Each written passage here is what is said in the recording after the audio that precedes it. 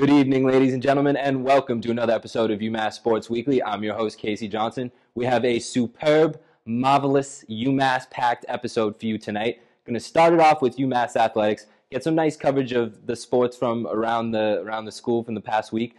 Then we're going to cover UMass hockey, a little more focused there as they had a busy week. Also going to get into UMass basketball, who is the big watch of the campus for this season. And then we'll finish it up with some Boston sports coverage. This is UMass Sports Weekly. UMass Sports Weekly.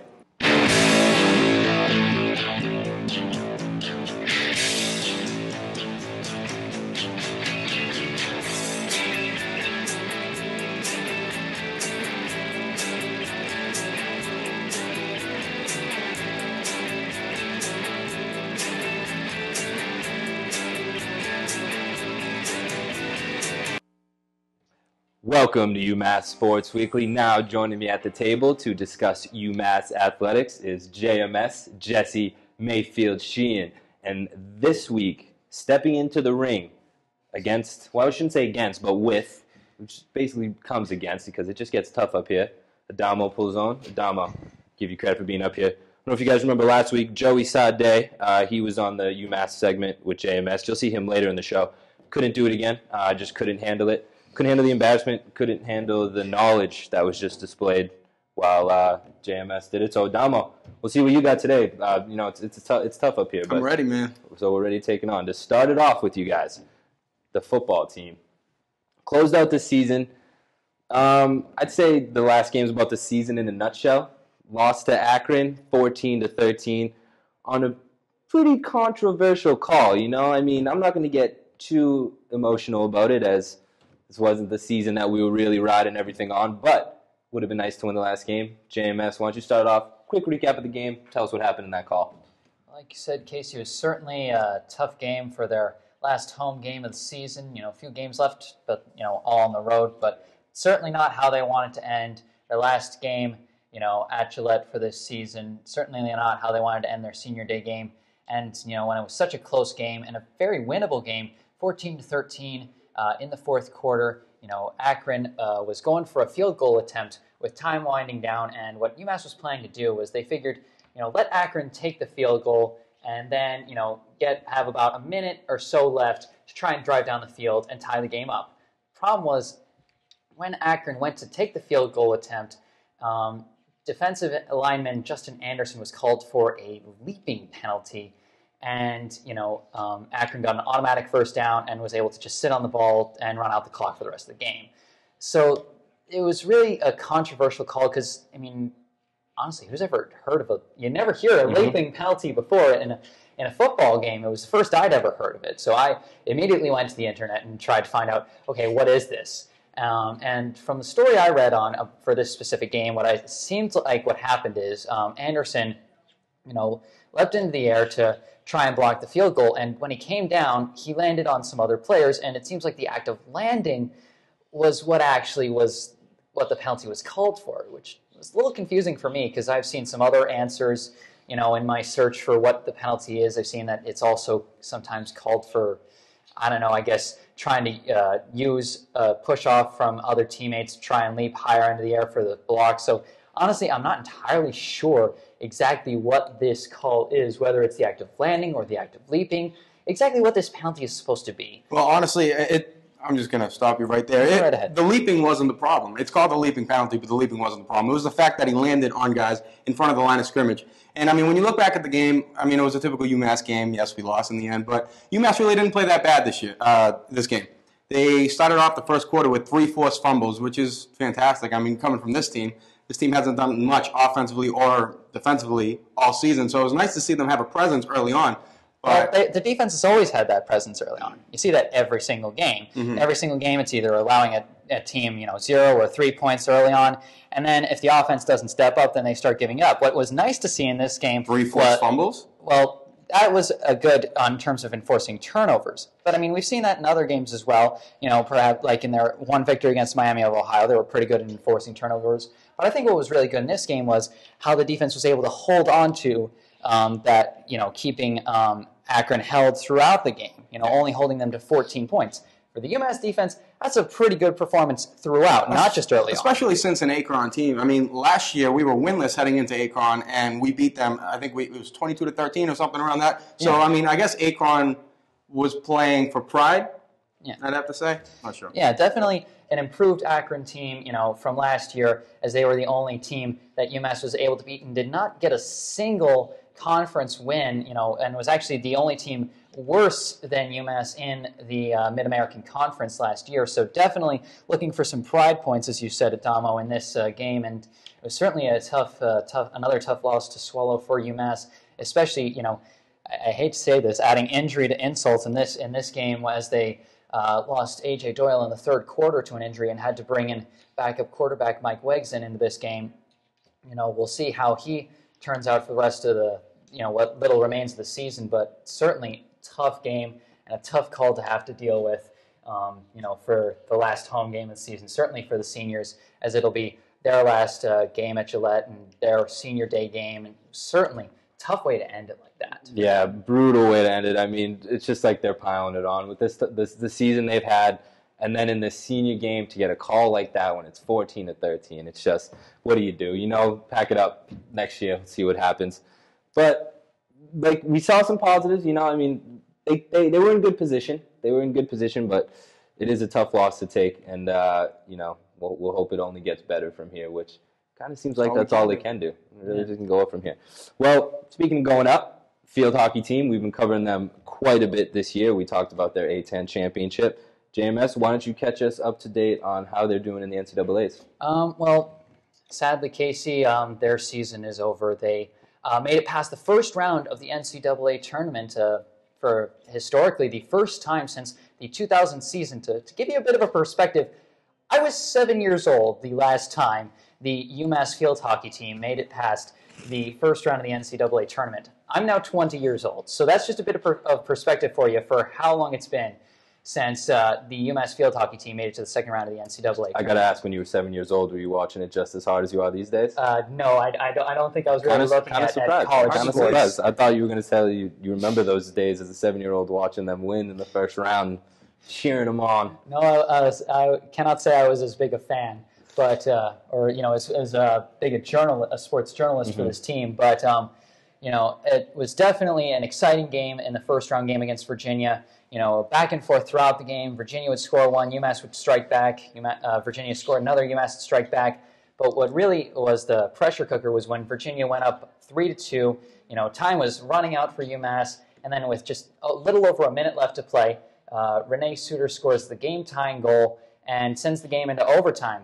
I mean, I was all set to write a story about how the UMass had come so close and lost the game and the season was over, and all of a sudden they score the goal and tie the game, and I'm like, okay, that just happened. And they get sent into overtime. And in overtime, UMass was able to hold off Virginia, and they were able to get the game-winning goal in overtime from freshman Charlotte Verhelst, and they were able to move on to the next round by the skin of their teeth.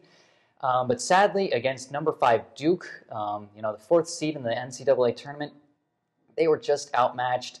They fought hard, and they came within goal in the second half. After Duke took an early 2-0 lead, they managed to strike back and score a goal early, in the second half. But Duke just would not let up. Scored 2 quick goals not too long after, and ended up winning 4-1. So, a sad end to the season, but I got to say, what a season for UMass field hockey. Their most successful season in 13 years. Their first set of back-to-back A10 championships since 07 and 08. This team certainly has a lot to be proud of. Well, let me ask you a question. You said this team has a lot to be proud of, and they played a good season, but some people may say they're overrated. What is your call on that? They're overrated? Well, I've heard that around. You've heard that around? Well, I got to say, when you compare it with some of the other UMass teams, I don't really see too many others that are ranked top 10 in the nation. And this team has performed better than, it has in a long time. Like I just said, first back-to-back conference championships in quite a few years. First time getting past the NCAA first round in quite some time. This team really stepped up. They found a lot of new, after losing a lot of their top offensive production pieces from last year, their top 5 scorers from last year, they came out and they found a lot of new players to step up offensively. Brooke Sabia, coming into her second year, came in. And they still lost their first game of the tournament. They lost their second game of the tournament. The second game of the tournament. They didn't make it all the way to the They didn't make it all the way. So I mean, can UMass count on them next year to be the team to take them into the A-10 tournament, or are we going to have to look at the basketball team or the hockey team? If you're looking at the basketball team or the hockey team to defeat like the top 10 teams in their sports in the country, well, field hockey obviously can't do it. I'm not sure what kind of glasses you're wearing right now. None. Then maybe you should get some. Because if you're looking for the basketball team or the hockey team to beat the top 5 teams in the nation, and I'm not sure what sports you've been watching, but the field hockey team, what you're saying is legitimate. Unfortunately, the field hockey team isn't quite at the level that some of the top teams like Duke or Syracuse or UConn or Maryland are at quite yet. And it was evident throughout the season. They were being dominated in their games against UConn and Maryland and in that final game against Duke. So it shows that they're not quite at that level yet. And when they're facing conference competition like they face in the A-10, where they're defeating teams like St. Louis by scores of 11-0 and defeating other teams by scores of like 9-1 and 7-1, it really shows they're not facing the competition they need to face to really bring them up to that next level that they can defeat, the other top 10 teams. So I'm not quite sure if they're ready to take on the top 5 teams like you want them to. But this season was certainly, I think, a step forward for the. Well, I like where Adamo's head's at. We want the best here. For UMass athletics, that's what we're aiming for. Very rarely do we reach it, but that's what we shoot for around here. So I appreciate both sides of the argument, but you defended your ladies very well out there. I think they'd be proud, guys. Always appreciated. Damo, you did well. We'll see. I don't know if you're gonna have to go recover right now or something, but it was tough. We'll see if you can bounce back next week. I don't know if a lot of people can do that twice. Stay tuned, and we'll be right back to talk UMass hockey. This past Thursday, November 14th, the UMass Minutemen took on number 7, the Boston College Eagles, at the Mullen Center. Although the UMass Minutemen put up a tough fight, they fell short to the Eagles with a final score of 2-1.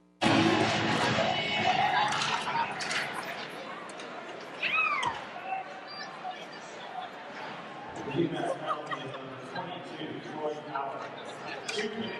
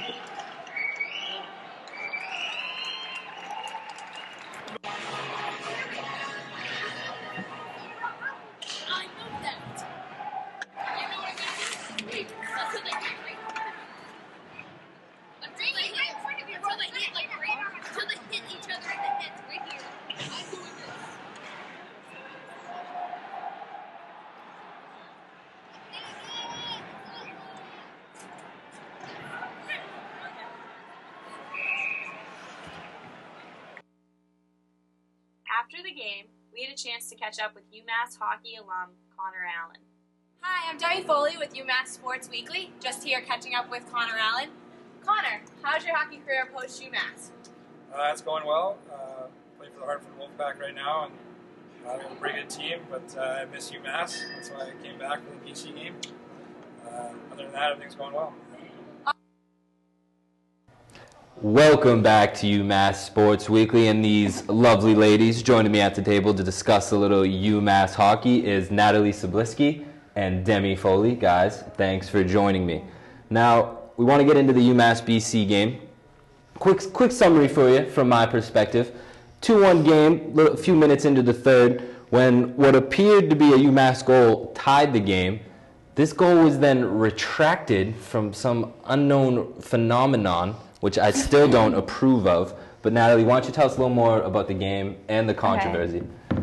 So, in the beginning of the first period, we looked promising. Brandon Graysell, he scored a goal in the first, and it was assisted by Shane Walsh and Colin Shea.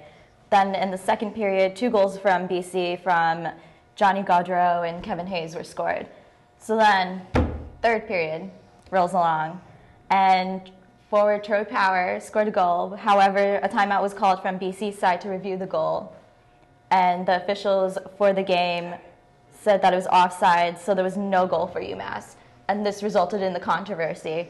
So Hockey East issued a statement that the officials made a mistake in waiving the game-tying goal, and they said that the officials misapplied the NCAA rule. So there were basically like 3 rules that they didn't really follow. So. Yeah, I mean, it seemed when you think of it like that you know, they would go to review maybe to see if the puck did cross the goal line or something like that. But after a goal was scored, to go review if they were offsides coming into the zone, it just seems like that's just illogical. I mean, to go all the way back to something like that, then you should be able to go back to the other end. It opens up way too much room for, you know, argument, basically, where it's just not enough positivity. Demi, what did you think about all this? I thought definitely what Natalie was saying in the beginning, UMass did look promising. We were quick. Great game out of Troy Power. He was strong in the corner, strong in the stick. Brandon Graysell was on fire. He was very speedy, weaving through everyone, which resulted in his goal. However, I do think that this whole goal controversy is absurd. That can't be happening at college level, Division I hockey. The refs need to know the NCAA rules, and they can't have problems like this because that really could have potentially thrown the game. Each team would have walked away with a point if it was a tie game. And so I just think that it's absurd. We shouldn't be having those kind of issues at this level of play. It's definitely a problem. But just in response to, you know, what Hockey said at NCAA, they said, well, what can you do now? We can't go back and then change it. However, it never should have been reviewed in the first place. The rule does say it can only be reviewed if the game is televised.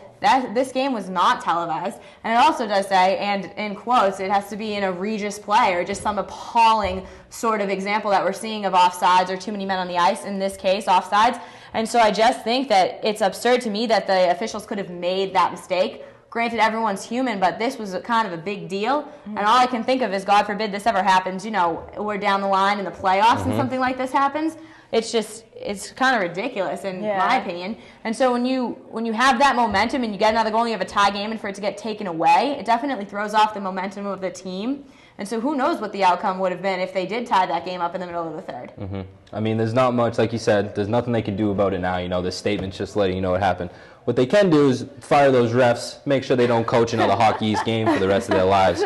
I think that would suffice for now. Yeah, I have the same feelings where Demi's coming from. I mean, I do agree. I mean, like, it was a bad call. So, well, I mean, what can you do? I mean, it's what's done's done. Yeah, exactly. It's tough. It happens against a powerhouse opponent like BC, you know, in a close game. Just a really rough situation, but I'm sure they'll bounce back. They're playing some tough hockey this year. You can tell by that game alone. So yeah, definitely. We'll hope to see them bounce back. I definitely want to talk about a little bit, get you guys' opinion, Natalie, especially you, Casey. I thought that Mac Haight had an unbelievable game. Now, here's a freshman goalie thrown in from, you know, an unexpected injury, and coming and playing a game with, you know, top 7 BC Eagles. That was incredible. He saw a lot of shots. BC outshot UMass basically the whole entire game, and I thought that it was really incredible how he held his own. He looked very poised on the ice. Granted, you know, there was 2 goals, but that's not much against BC. We can't blame the goalie 100%. No. So I thought that he had an incredible game. He was also, I believe, Hockey East Pro Ambition's Rookie of the Week, and he was co-UMass Athlete of the Week, so that's phenomenal. It definitely is a great confidence boost for him, and I think that this is great opportunity that he has playing time. Obviously, unfortunate that Massaledge is out, but it's still a positive that, you know, we have some depth between the pipes. I think that's a really positive. I definitely agree. I mean, Steve Massaledge, I believe, is the weekend when UMass played UNH, and he had an injury. It's an undisclosed injury for now, But I definitely believe, I know Matt Kate brought his A game on Thursday night. Like, he was unstoppable. He was blocking most of the shots. He was pretty good. It was just like a phenomenal performance for him, and he's very promising. Yeah, we've talked about a lot here with these freshman goalies that have been stepping in for Massillers, that really the hardest thing for a goalie to do is to get their confidence up, especially a freshman hopping into the best league in college hockey against one of the best teams. So 2 goals, I'll take that any day of the week. Which should have been a tie game, as hockey's clearly stated. Could have been a win for a height, So I'll take that. That's one of the better losses we'll see this season for sure. And hopefully this morale boost rolls over for him because, with Massillers, it's as far as I know, it's still undisclosed what his injury is. It's undisclosed. Do you have any more info on it? Do we know about timetables for return or anything? Well, according to a source, I guess Steve is practicing at the moment, so he's still trying to recover and recuperate, but it's unsure whether or not we'll see him back in between the pipes for this weekend against Vermont. Well, it's good to know we have someone like Height to put in there because, I'm sure his confidence is there. Vermont is just not much compared to BC. And he's a strong person. His performance on Friday and on Thursday definitely instilled a lot of confidence that I now have in him. Throwing it back to the other side, throwing it back to the Eagles, though, however, I thought that Demko's rebounds were absurd. UMass was, getting some shots off, aiming at the 5-hole, which wasn't always accurate, as we saw on Thursday night, because we couldn't finish the play or get the puck in the net. However, he's sending rebounds that are flying out to the points. Now, you would think that a team that ranked number 7 right now, the BC Eagles, they wouldn't be giving up those types of rebounds. Imagine if UMass was able to capitalize and really deliver when they shot back at him, we would have been unstoppable. That was definitely, in my opinion, the difference in where we, lost but tied as opposed to winning it. We just really couldn't deliver and get the puck in the net, but the opportunities were definitely there, and the rebounds were unbelievable. Yeah, I think that's something they'll definitely look for in their next matchup, especially coming off a loss like that. That's something you want to play them the next night and get out there, especially when you see all those rebounds when they go back to film and knowing it should have been a tie game. So, good overall game. Tough loss. Good to see. We'll see what Matt Height does from here on out. See if we get more info from... Well, we kind of did step it up on Friday's game with the 2-2 tie at... So another 2-goal performance. Yeah, so that's good. That's good to see from a freshman goalie for sure. We haven't seen a performance like that in quite some time. Now, you guys were at the game, if I'm not mistaken. We were. Yes. And Demi, you caught up with Connor Allen, if I'm not mistaken again. Yeah, it was actually kind of UMass Sports Weekly was in the right place at the right time, which commonly seems to happen. And he was just cruising the hallway, waiting for the team to come out of the locker room after the loss. I'm sure he wanted to catch up with his buddies. Just, we casually went up to him. We interviewed him last year, so he was really receptive, happy to talk to us. Yeah. And we just kind of said, hey, how's your career going post UMass? And he said it was great. He's playing for the Hartford Wolfpack right now, and he said he's having some success. It's going fabulous, and so that was really good to catch up with him, and hopefully we see some fabulous things out of him and in the future. Yeah, alumni of the UMass Sports Weekly studio want to see nothing but success out of them. Exactly. Well, speaking of that success, ladies, I thank you for this segment very much. It was a great one. Thank you. We will catch up with UMass basketball in the next segment and talk a little bit about Raphael Putney. Welcome back to UMass Sports Weekly. Now joining me at the table to discuss UMass basketball, Caitlin Boyer and Joey Sade. Joe, I got to apologize early in the show. I kind of got at you a little bit. I'm not going to say it wasn't true. I'm just going to apologize for saying it. I'll say it wasn't true. But okay, that's fine. We'll leave it at that. What we want to cover, UMass. We had the first 2 games last week. UMass is now off to a 3-0 start. Big win on Sunday over Youngstown State, 85-69. Game they should win. This is the first time since 1994 that UMass has started 3-0, and in all 3 wins have scored more than 80 points. Wow. Hey, like that one, Joe. It's coming from the host, too. Yeah, I'm ready with some stats myself. Now, in this game, a lot of great contributions from some players. Of course, it was a team win, but we saw some really great performances. Kaylin, I want to start with you, the one we always focus on, the captain, the leader, Chaz Williams. What did you see from him? All right, and as you said, Casey, Chaz is someone that people are always watching. He's the leader. He had a double-double. He had 19 points and 11 assists. He also had 4 rebounds. And Chaz is a player that everyone loves to watch. I mean, you see him playing defense. He's smacking the court. You know, Chaz is always, you know, he's telling people what to do. He's running the show, but he's doing great. You see him getting in there. He's getting in the paint. He's working hard. And that definitely showed over this win with Youngstown. So I was very impressed with Chaz, as always. Yeah, dynamic performance. Joey, what did you see from him? You know, Chaz Williams is big time. He's definitely their best player on the team. He dictates that offense. He's the quarterback of that offense, you know, in football terms. You know, Kalen said before, 19 points, 11 assists. You can't do more than that. This guy did everything for his team. You know, he only had 4 points. He only had 6 points and 4 assists in the first half. So the second half is when he really turned it on. You know, he kicked up the notch. They were only up by 8 going into halftime, which is the biggest lead of the season up till then, up to 3 points. But they're playing a team that they should be up by more than 8. And then in that second half, he took it. He drove that team. He put them up double digits, and they never looked back. I think once they put them up 10, 3 minutes into the second half, that lead did not fall below 10. And Chaz had a lot to do with it. He was penetrating. He was dishing it out. He was creating space for all of his players. He was finding Katie Lane downstairs, you know, down in the post. Big time player. We're going to talk about him soon. He found Rafael Putney. You got Samson Carter involved. You got Derek Gordon involved. He's just the all-around player. And, you know, he played 34 minutes. And that probably would have been a little higher if they weren't up by so much at the end of the game. That's true. So it shows how much Derek Kellogg trusts in his point guard. Yeah, you know, give that kid a few more inches. Can you imagine? Scary. Not as tall as me. Scary. He's both tall too, but, you know, he's out there balling. You mentioned Caddy Lane. Yep. Joey, why don't you tell us a little bit about his performance? You know, like Chaz, Caddy was big time. He had 13 points, 15 rebounds. He dominated in the post on both sides of the ball. You know, on the offense, you see him there with some finger rolls.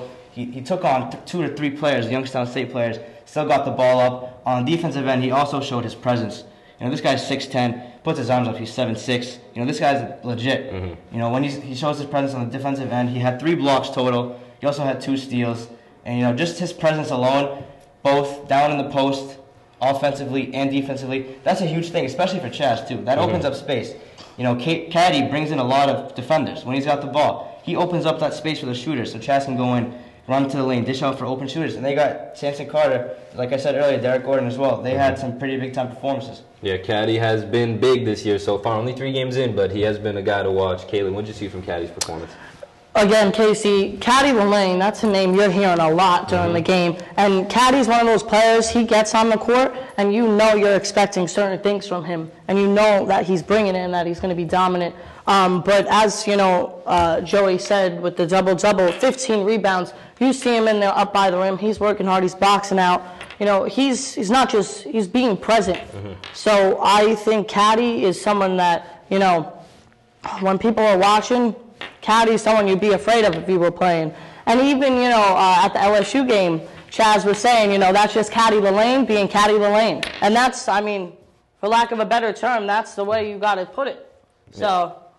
He's a scary guy down there. We've seen, he's been angry. He's been playing angry this year. And he's, you know, with a big guy like that, strong, bigger than a lot of guys he's playing, not a guy that you want angry. And now, you know, those are 2 guys we wanted to check up on. But we know, like we said, team win, rest of the team contributed. Rest of the team, including Rafael Putney, who, may I mention, was number 3 on ESPN, top 10. Duncan, one of the best dunks you'll ever see, ever. Not just UMass, not just college, ever. Almost cleared him. Almost Vince Carter-esque, jumping over the guy. I'm getting hyped. I got to give you guys this. Caitlin, why don't you tell us a little bit about the rest of the team, some of the performances you saw? So, you know, as we said with Putney, he's been the talk of the town. I mean, the game was on Sunday. I'm still hearing about it. Still been watching the, you know, rerun of that dunk. I mean, there was, under 20 seconds left about? It was pointless. And exactly. It was great. And, you know, you just think, oh, all right, they're going to win, they're going to win. And all of a sudden, you know, he gets the ball. I think he was right near the 3-point line, and then boom, there he was. He was in there. I mean, flying. I don't think anyone expected that. But then again, I think it just all goes back to as a team effort. They're seeing big things, you know. UMass is a team that we want to see dancing. They want to win that A-10, and they want to get into the tournament. And I think with the way the team's playing this year, I think the odds are very high. I mean, let alone they have, you know, they're beating teams, Boston College, ACC, LSU, SEC. You know, they're proving that they're not just someone that could compete in the A-10. They could compete with nationally ranked teams. And the way they're playing, they're showing it. Yep, they look scary right now, Joey. What did you see from the rest of the team and their performances? Back to the team effort, along with Putney's monster jam. Of course. He did put up 17 points and 7 rebounds. Yeah, whatever. He did do that as well. Did you see the dunk, though?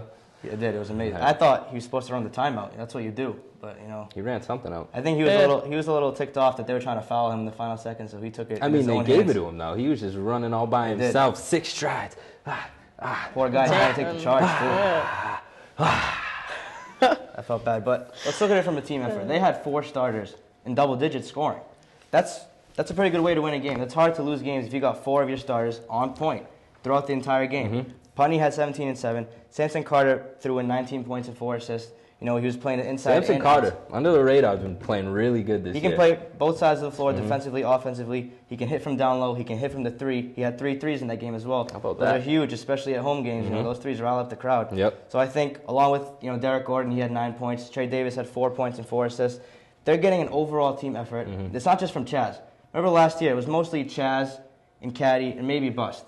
Now they're getting 4 or 5 different guys who can contribute outside of Chaz. So maybe if Chaz or one of their starters doesn't have a great game, the other ones can pick it up. And that's how you play team basketball, and that's what they're going to do moving forward. Yeah, that's really what they were lacking last year, too. We'd see games, if Chaz had below 10 points, it was going to be a bad night for UMass. This year, he's got the full guards, that rotation we've been talking about. And, you know, it's been a fun team to watch. Hopefully they can keep playing like they were playing. Guys, great stuff. Love the highlights. Thanks for being there. Finish it up, well, I'll let you guys check out the post-game conference that was done by Coach Kellogg and Chaz Williams. Chaz picked it up in a couple spurts there at the end. They put the team on his back. Caddy did some good things around the rim. It's just knowing that we all playing together. Years ago, it'd just be 1 or 2 guys in double figures, and then the rest is just in single numbers. But now it's like you see us growing as a group. Caddy playing great, Samson playing great, Skinny, and even the guys that's playing small minutes, they're doing a great job also. So, you know, it's just everybody just contributing in the way that Coach wants to. We'll take the win. I like that we're 3-0. I do like that. I really like that we're 3-0. And we go down to Charleston. We play real good competition. Welcome back to UMass Sports Weekly. Now joining me at the table to wrap up with a Boston sports coverage is Jess Levinson and Mark Jean-Louis. Guys, thanks for joining me. Thank you, Casey. Now, I think it's pretty clear what the first topic we got to get into is. It's Tuesday. We're fresh off Monday Night Football. And we're fresh off a pretty terrible call against the Patriots for them to lose. Now, what happened in this game, and Jess, I think you'll give us a little bit better summary of what happened, but as a whole, I think what we saw was the Pats lose 24-20 on a final play. Not a final play, it was a penalty with time running out, so still would have been stuff to happen. But we're getting a lot of 2 sides of this argument. A lot of people saying it was a missed call, a lot of refs saying it was a good call. Why don't you just give us a little recap of the whole situation and what's going on in this controversy? Well, Mark, why don't you take this one? Yeah, absolutely. I mean, just to give you like a little insight of what happened, we're going into the final play of the game. Cam Newton just led the Panthers down the field, and with a 25-yard touchdown to take in Junior, they take the lead 24-20 with 59 seconds to go. And so I'm thinking at this point, you know, I've seen this movie before. Here comes Tom Brady. Let's see what he can do in this final drive to see win the game for the Patriots. And so at that point, you know, 3 seconds left in the game, we get to the 18-yard line, Carolina. He throws a pass to the end zone intended for his favorite target, Rob Gronkowski. And before you know it, I mean, what we saw is that pass was intercepted in the end zone. So I'm thinking, at first I was thinking, I'm not sure about everybody else, but what I'm thinking right there was, you know, oh, okay, we came so close, but we lost, you know, game's over.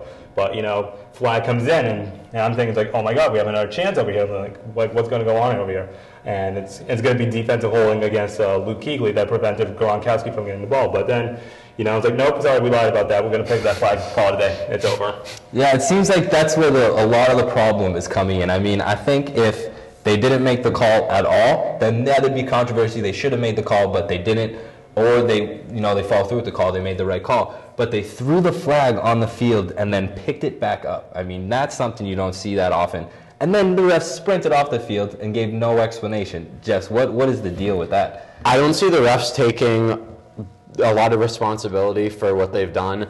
The referee, Cleet Blackman, he did not offer an explanation right as he made the call when he was supposed to explain it to the fans. They were all confused. He didn't explain it to Bill Belichick or Tom Brady, didn't give a satisfactory explanation for his call.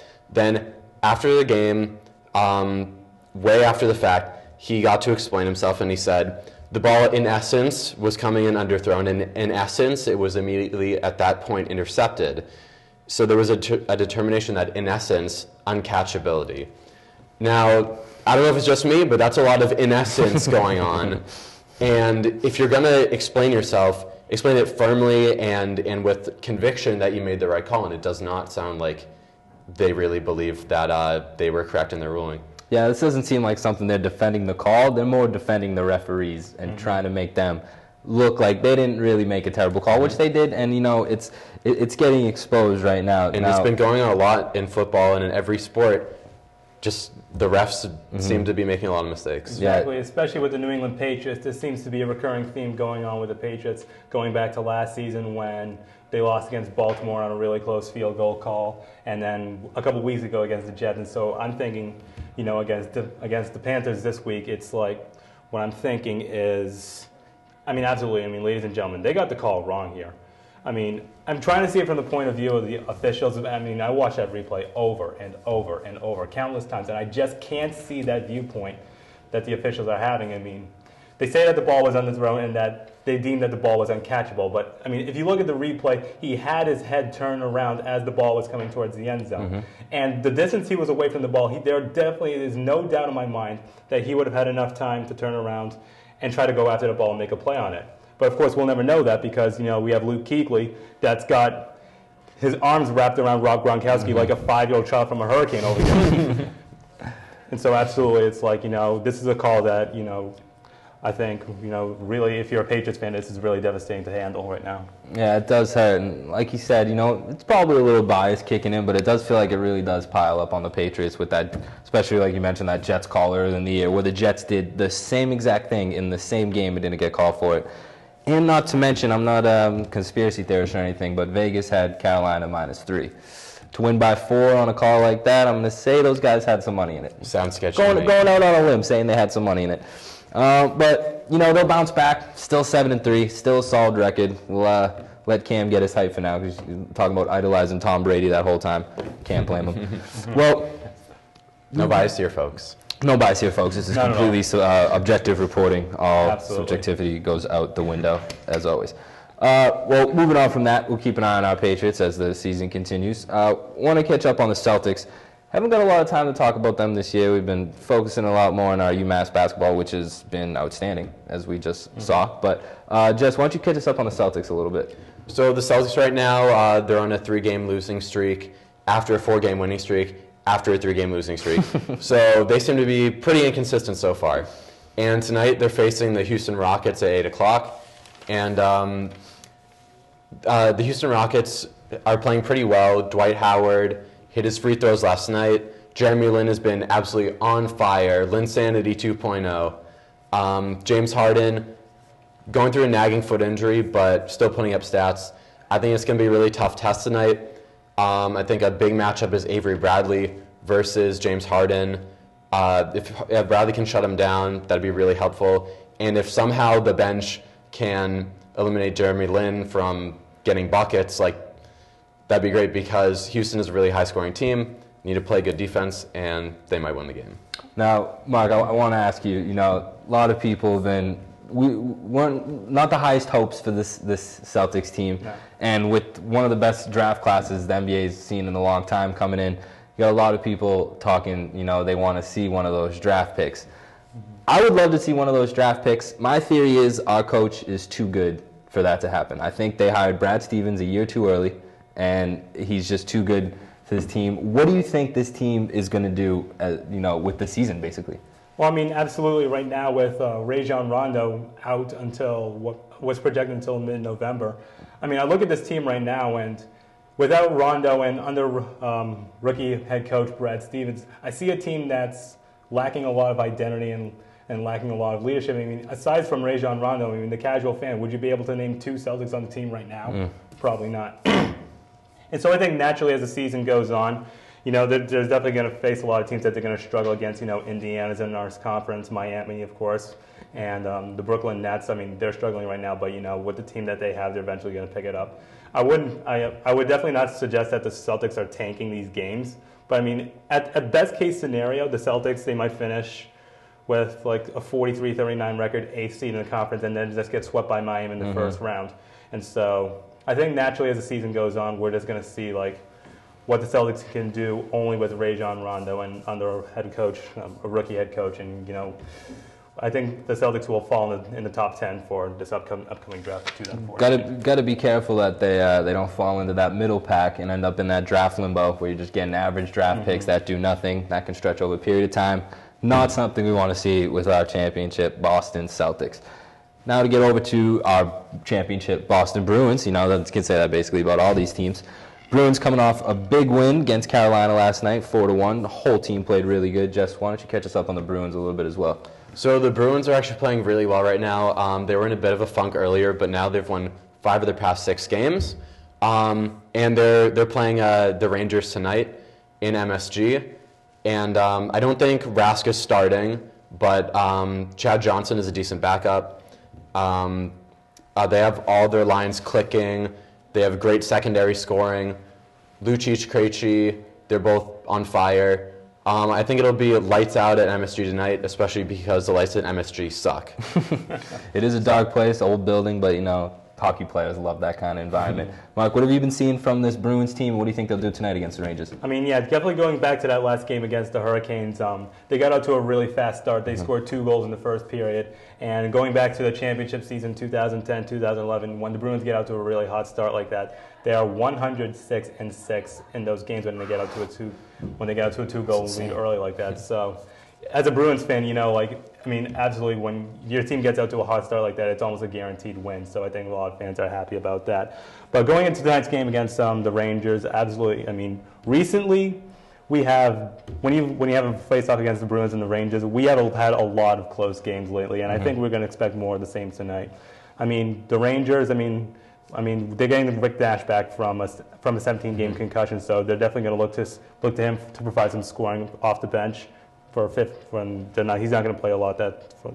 Tonight, and of course he still have goalie Henrik Lundqvist. He's not having a great season to start off the season, a little bit of a slow start, but he's still one of the top goalies in the Eastern Conference. Absolutely. And so, aside record-wise, these two teams, they really match up evenly on paper. So if you're watching a game at home, I would not be surprised to expect a shootout victory for one of these two teams. Yeah, always a fun matchup to watch, keeping that Boston-New York rivalry alive. Even though if it isn't as strong in hockey, still fun to watch. Guys, great stuff. Appreciate you joining me up here. Thank you, Casey, you too. Thank you. And thank you at home for watching. As always, make sure to follow us on Twitter and Instagram at UM Sports Weekly. Also, check us out on Facebook, UMass Sports Weekly. You can catch our segments and episodes there.